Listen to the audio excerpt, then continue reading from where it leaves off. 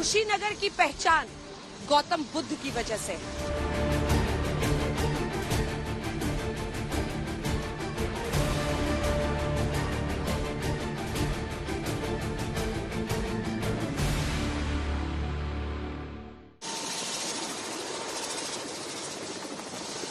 और अब हम पहुंच गए हैं उत्तर प्रदेश की सीट कुशीनगर पर। अब देखिए, कुशीनगर की पहचान गौतम बुद्ध की वजह से। यहाँ पर उनके महापरिनिर्वाण की ये भूमि है। देश विदेश में विख्यात है ये जगह, क्योंकि गौतम बुद्ध की वजह से और उनकी मोक्ष धरती की वजह से देश विदेश से लोग यहाँ पर पहुँचते हैं। एक दूसरी पहचान भी है, भगवान राम के बेटे कुश की जो राजधानी थी कुशावली, वो भी यही मानी जाती है। देखिए, लगातार यहाँ पर कांग्रेस पार्टी कई वर्षों तक जीतती रही। आरपीएन सिंह, जो कि आप देख रहे हैं ये कॉलेज भी उनके नाम से, कुंवर सीपीएन सिंह के बेटे हैं, वो भी सांसद रहे कांग्रेस पार्टी की तरफ से। आरपीएन सिंह भी यहाँ पर कांग्रेस पार्टी की तरफ से लड़े, 2009 में सांसद चुने गए, लेकिन अब वो बीजेपी में आ गए हैं, राज्यसभा से सांसद पहुंच गए हैं। बीजेपी के उम्मीदवार, कांग्रेस के उम्मीदवार, समाजवादी पार्टी, क्या है लोगों का कहना, क्या बीएसपी कुछ कर सकती है कमाल? आइए जानते हैं कुशीनगर की जनता से।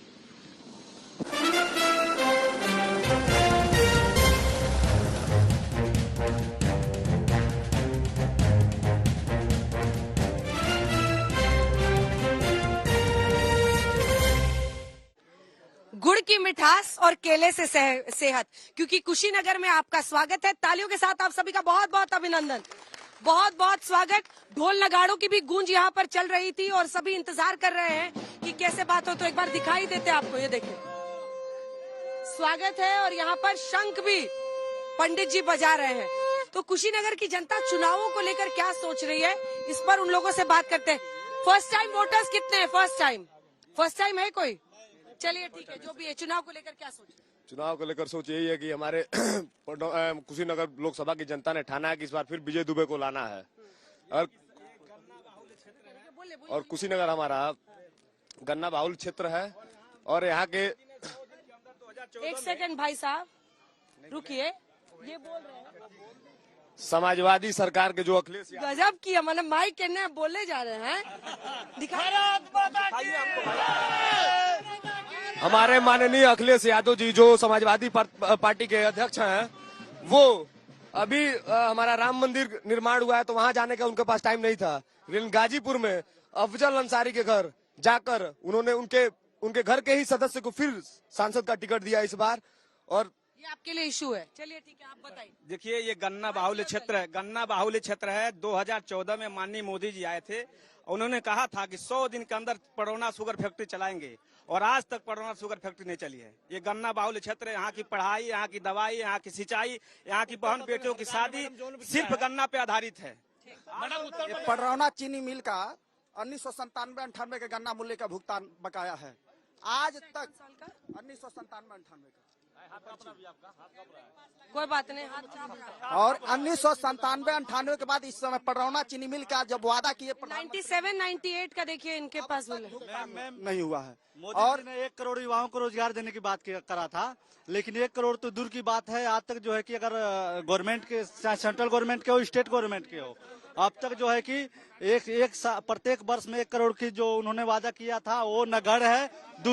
दूसरा में जो मोदी जी आए थे कुशीनगर में, उन्होंने घोषणा किया था पडरौना में मिल चलवाऊंगा। आज आपने देखा, पर्ची उन्होंने दिखाने का काम किया, भुगतान नहीं हुआ है। इन्होंने 1 करोड़ रोजगार की बात की है। कांग्रेस सरकार में पिछले 9 सालों में 6 लाख लोगों को रोजगार मिला था, सरकारी नौकरी। भाजपा में 8 लाख और 44 करोड़ लोगों को मुद्रा योजना के तहत प्रधानमंत्री मोदी जी ने लोन देके स्वरोजगार दिया है। और रही बात ये मिल की, तो मैम देखिए, ये जो मिल है यहाँ पडरौना में एकदम शहर के बीच में है वो मिल, और बीच में होने की वजह से अब वो अगर चलेगा तो ये पूरा शहर, यहाँ पे कोई रह नहीं पाएगा।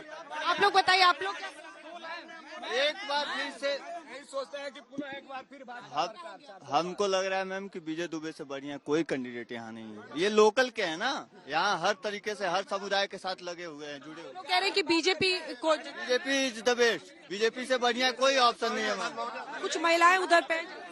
मैम किसी भी क्षेत्र का विकास वहाँ के सुरक्षा, रोजगार और शिक्षा से होता है। और मैम कुशीनगर की स्थिति ये है कि यहाँ आज मेडिकल कॉलेज है, चारों तरफ चारों तरफ सड़कें हैं, यहाँ तक कि चारों तरफ सड़कें हैं, यहाँ तक कि पडरौना में रेल अंडरपास बन रहा है और 4-4 ओवरब्रिज बन रहे हैं। मैम अब विकास की क्या मानक होता है? विकास की सारा मानक को भारतीय जनता पार्टी पूर्ण कर रही है। सबसे पहले आप जिस रोड से आए, कॉलेज रोड से 10 साल से बीजेपी की सरकार है, आज तक अभी रोड नहीं बना है, बहुत समस्या यहाँ।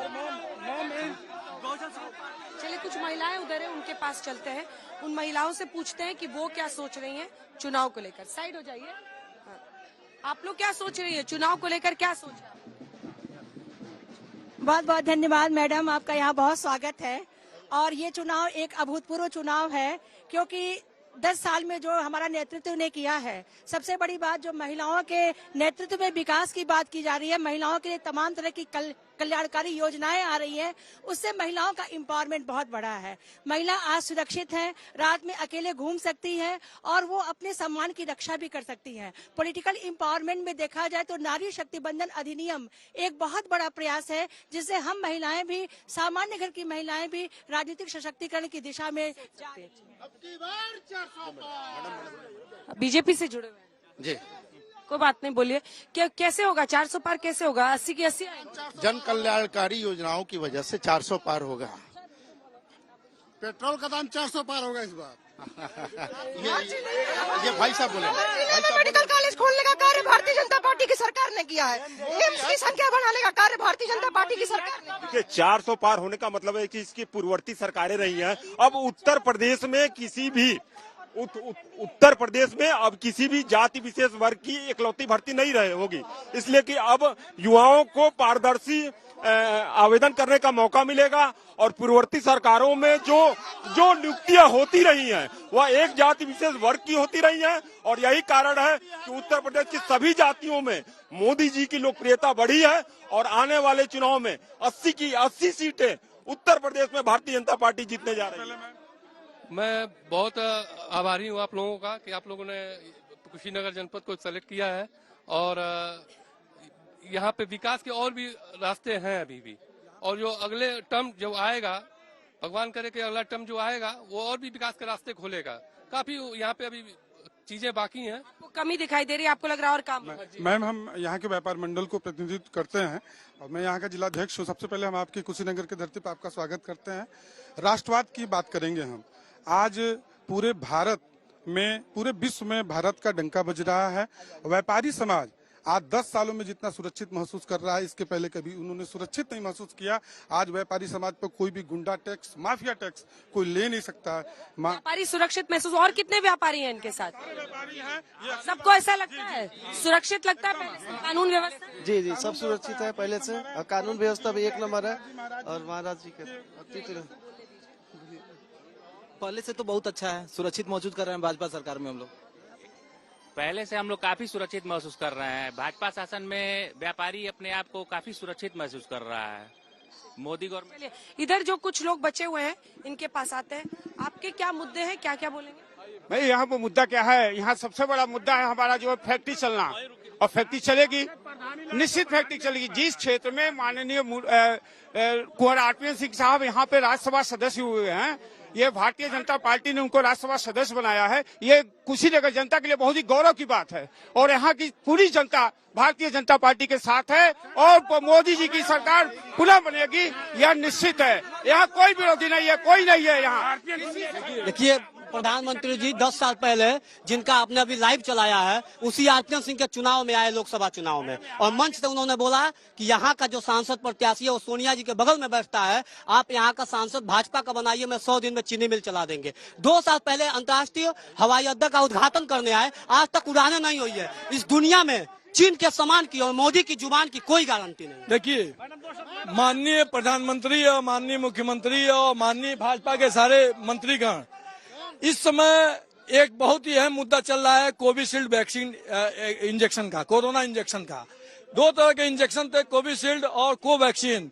अब तो ये देखना है कि हमारे देश के भाजपा नेताओं ने कोवैक्सीन का इस्तेमाल किया था कि कोविशील्ड का इस्तेमाल किया था, क्योंकि कोविशील्ड के बारे में ये कहा जा रहा है कि उससे आघात, ब्रेन हेमरेज का डर है, और कोवैक्सीन से अब इस तरह की कोई सूचना नहीं आई है। मैडम सबसे अहम बात है कि उत्तर प्रदेश सरकार ने भय भूख भ्रष्टाचार तो दूर किया है, उसी मत पे सारे हिंदू उसको वोट करेंगे। अब भारतीय जनता पार्टी हमेशा जिंदाबाद रहा है, हमेशा जिंदाबाद रहेगा। इन्होंने बात किया शिक्षा और चिकित्सा का, इन्होंने शिक्षा महंगा कर दिया, चिकित्सा महंगा कर दिया, दवाई महंगी कर दी, पढ़ाई महंगी कर दी, डीजल पेट्रोल महंगा कर दिया। इन्होंने बात की थी रोजगार की, तनख्वाह भी तो दिया आपको। यही मोदी जी आए थे, उन्होंने बोला आज तक मिल नहीं चला, आज तक मिल नहीं चला। आपने यहाँ पर लोगों की राय सुन ली है। बहुत बहुत धन्यवाद आप लोगों का। इस कड़ी धूप में लोग यहाँ पर पहुंचे हैं। कुशीनगर की जनता ने अपनी राय रखी, अपनी मांगे रखी, उनके चुनावी मुद्दे क्या हैं वो हावी रखे। अब भाई आपको सीधे लिए चलते हैं जो अब योगी की जो एक कहा जा सकता है कि भूमि हो गई है, गोरखपुर की जनता क्या कह रही है। योगी का वर्चस्व गोरखधाम वहीं पर है, क्या कह रहे गोरखपुर के लोग, ये उनसे जानेंगे। आइए चलिए।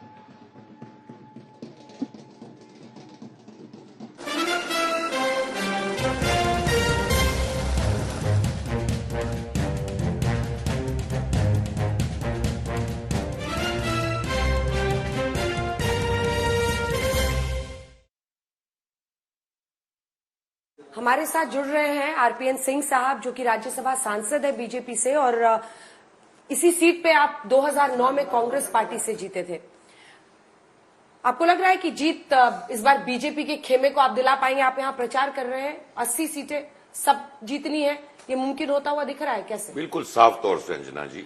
अगर उत्तर प्रदेश की बात की जाए, मैं क्योंकि यहाँ 20 दिनों से हूँ, अगल बगल की सीटों पे भी गया हूँ, साफ तौर से जनता ने उत्तर प्रदेश में मन बना लिया है कि 80 में से 80 सीट भारतीय जनता पार्टी प्रधानमंत्री जी के नेतृत्व में, मुख्यमंत्री के नेतृत्व में अवश्य जीते। सबसे बड़ी खबर जिसकी चर्चा हो रही है उस पर तो मैं शुरुआत कर रही हूँ इस इंटरव्यू का। देखिए, राहुल गांधी अमेठी से नहीं रायबरेली से चुनावी मैदान में है।